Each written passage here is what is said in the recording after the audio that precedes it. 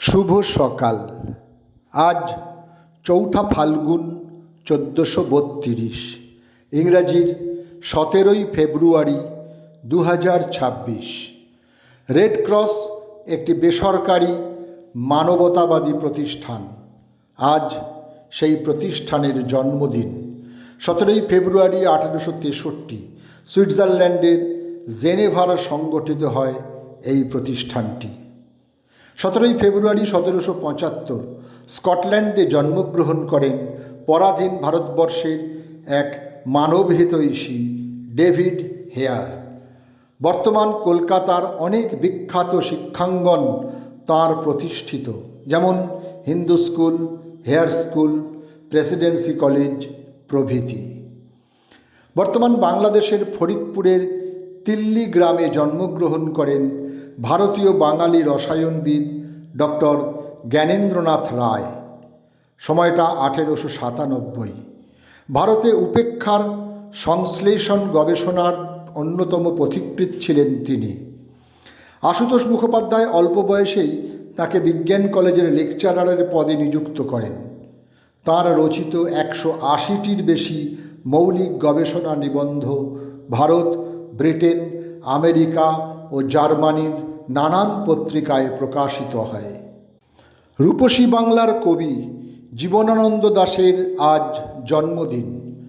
১৮৯৯ ১৭ই ফেব্রুয়ারি বর্তমান বাংলাদেশের বরিশালে জন্মগ্রহণ করেন তিনি। যৌবনের প্রারম্ভেই জীবনানন্দের কবি প্রতিভা বিকশিত হতে শুরু করে। দেশবন্ধু চিত্তরঞ্জন দাশ প্রয়াত হলে তাঁর স্মরণে কবি লেখেন দেশবন্ধুর স্মরণে নামে একটি ব্রহ্মবাদী কবিতা, যা বঙ্গবাণী পত্রিকায় প্রকাশিত হয়। কবিতাটি পড়ে কবি কালিদাস রায় মন্তব্য করেছিলেন, এই ব্রহ্মবাদী কবিতাটি নিশ্চয়ই কোনো প্রতিষ্ঠিত কবির ছদ্মনামে রচনা। পশ্চিমবঙ্গের হুগলি জেলার পান্ডুয়ায় চাকলাই গ্রামে ১৭ই ফেব্রুয়ারি ১৯১৭ জন্মগ্রহণ করেন ভারতীয় পরিসংখ্যানবিদ, সমাজবিজ্ঞানী ও ঐতিহাসিক অশোক মিত্র। তিনি ছিলেন একজন শিল্প সমালোচক। ৫ খণ্ডে প্রকাশিত তাঁর আত্মজীবনীমূলক রবীন্দ্র পুরস্কার প্রাপ্ত গ্রন্থ ৩-২০-১০ এক অসাধারণ গ্রন্থ। চিত্রকলা নিয়ে লেখা ভারতের চিত্রকলা ভারতীয় ভাষায় প্রথম ও প্রামাণিক গ্রন্থ। অনুবাদক হিসেবেও তাঁর দক্ষতা প্রমাণিত। ইংরাজিতে তাঁর অনুদিত চতুরঙ্গ, সমর সেনের বাবু বৃত্তান্ত ও কমল কুমার মজুমদারের গোলাপ সুন্দরী বিশেষভাবে প্রশংসিত। ফরাসি নাটককার ও অভিনেতা মলিয়ের পশ্চিমা সাহিত্যের সেরা হাস্যরসাত্মক লেখকদের মধ্যে তিনি অন্যতম। তাঁর উল্লেখযোগ্য রচনাগুলি হল টারটুফে, লা মিসান্থ্রপি, লা মালাদে ইত্যাদি।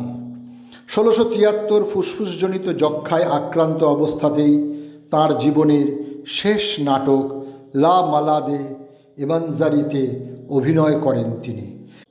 কিন্তু আরগান নামক স্বাস্থ্য আতঙ্কিত রোগীর ভূমিকায় অভিনয়রত অবস্থাতে উপর্যুপরি কাশি ও রক্তস্রাবের শিকার হন। নাটকটির অভিনয় শেষ করে মঞ্চেই ঢলে পড়েন এবং কয়েক ঘন্টার মধ্যেই তিনি মৃত্যুবরণ করেন। সেই দিনটা ছিল ১৭ই ফেব্রুয়ারি ১৬৭৩। প্রফুল্ল কুমার সরকার ও নির্ঝরিণী সরকারের পুত্র অশোক কুমার সরকার একজন বাঙালি সাংবাদিক ও সম্পাদক। পিতার মৃত্যুর পর আনন্দবাজার পত্রিকার প্রধান সম্পাদকের দায়িত্ব নেন। তিনিই প্রথম অফসেট প্রিন্টিং চালু করেন পত্রিকা প্রকাশের কাজে। ১৯৮৩ কলকাতা বইমেলার ভিতরে বক্তৃতা দেবার সময় হৃদরোগে আক্রান্ত হন ও মৃত্যু হয়। দিনটা ছিল ১৭ই ফেব্রুয়ারি। ওই দিন থেকে আনন্দবাজার পত্রিকা গোষ্ঠীর প্রধান হন তাঁর জ্যেষ্ঠ পুত্র অভীক সরকার। রাজনটি বসন্ত সেনা, চাটুজ্জে বাড়ুজ্জে, ৭ নম্বর বাড়ি, ৭৪.৫, ঢুলি, লুকোচুরি, হংসরাজ ইত্যাদি চলচ্চিত্রের একজন সফল অভিনেতা অজিত চট্টোপাধ্যায়ের আজ মৃত্যুদিন। 17 ফেব্রুয়ারি 1993 কলকাতায় তিনি পরলোক গমন করেন।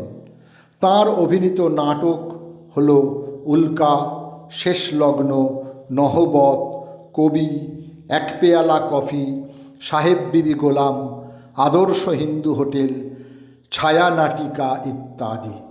তবে মতান্তরের কারণে তিনি দূরদর্শনের কোনো অনুষ্ঠানে কখনোই অংশগ্রহণ করেননি।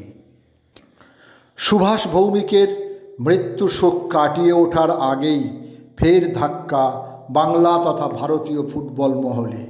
প্রয়াত দুই প্রধানের হয়ে ময়দান কাঁপানো প্রাক্তন ফুটবলার সুরজিৎ সেনগুপ্ত করোনায় আক্রান্ত হয়ে বেশ কিছুদিন হাসপাতালে ভর্তি থাকার পর 17 ফেব্রুয়ারি 2022 বৃহস্পতিবার তিনি ইহলোক ত্যাগ করেন।